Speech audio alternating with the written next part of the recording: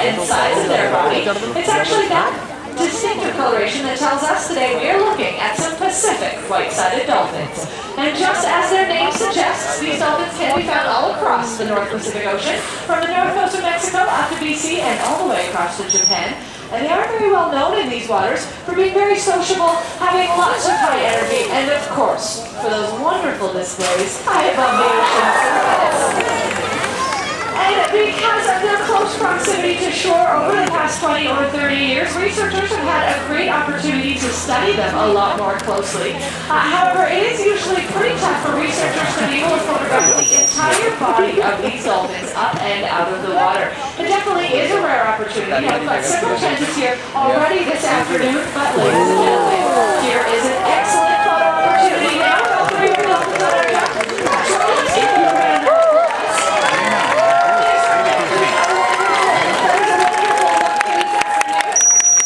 You were able to get a lot of research photographs. As I mentioned, it's really tough to be able to see dolphins in this way. Usually, we can only photograph the dorsal fins of these animals, that big tall fin off their back, as that's the part of their body that's out of the water the longest. And actually, by photographing that dorsal, it really does help us identify different individuals. So if we were to actually look at the dorsal fin that's nearest to myself right now, you might notice it's got a lot of gray on it. That tells us that it is Spinnaker, our male.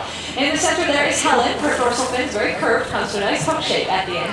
And last is Hannah. Her dorsal fin is very triangular, much like a shark's. And now that I've given you a few hints to tell them apart, you can definitely try throughout the rest of this show. But I mentioned researchers spend a lot of time photographing these dolphins, but they also spend a lot of time looking at those predator-prey relationships. Yes, they do. And these dolphins are certainly predators. There's lots of animals they like to eat, like herring, capelin, and squid.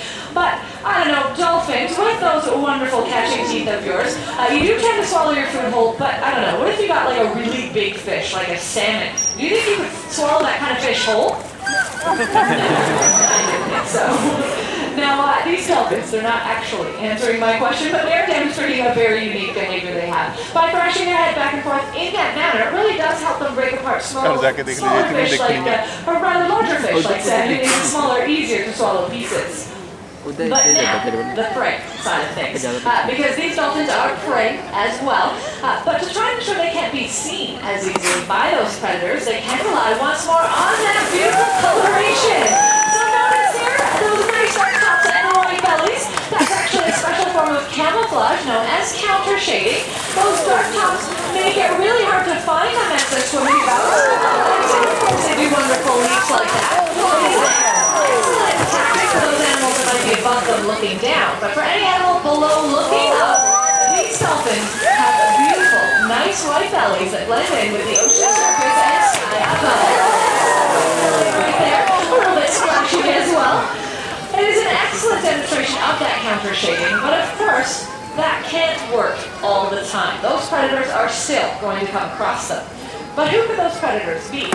Well, the first major predator is large. It's black, it's white, it's anyone? Orca. Orca or killer whale, absolutely. And to escape an orca, these dolphins can rely on their amazing speed. We've seen some great demonstrations of that speed, but I think Spinnaker is going to show it off once again. If you keep an eye on the edges of our habitat, here he comes. These dolphins can actually reach speeds around 35 kilometers an hour. Those excellent acrobatics we've been seeing a bit of are also an excellent technique to use against those larger, slower moving orcas. So that's one predator. How about the second? Well, this predator can also be quite large. It's gray. It's got lots of teeth. Spielberg made a movie about them. It's absolutely. And these dolphins, if they'd like to escape a shark, can rely not only on their front parts of their bodies, but look at those flashy and powerful tails. That tail could be perhaps put in the face of a shark, and I know if I were a shark and I got hit with one of those tails, I certainly wouldn't want dolphin for dinner.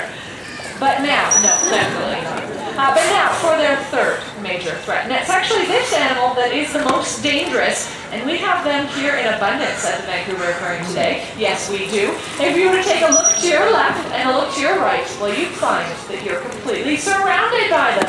Yeah, human beings, of course, are their third major threat. All three of our dolphins are non-releasable rehabilitation animals, which means they sustain injuries out in the open ocean that prevent them from being re-released. Some of our dolphins actually bear scars of these experiences.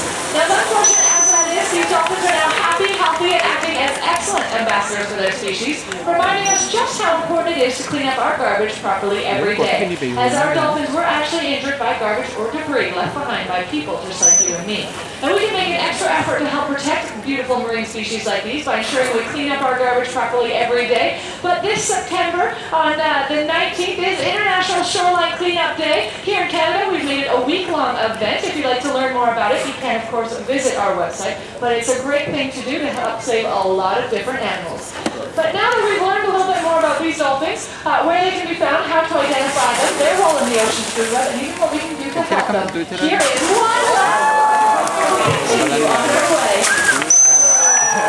Ladies and gentlemen, for joining us here this afternoon. If you do have any further questions, you can meet me here at the top of the dock at the end of our show. But on behalf of myself, Andrea, and our three beautiful dolphins, we'd like to give you a nice big wave of goodbye as we come to the tail end of our show.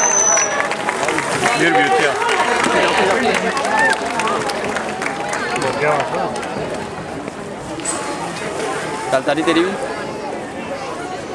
pagi tadi.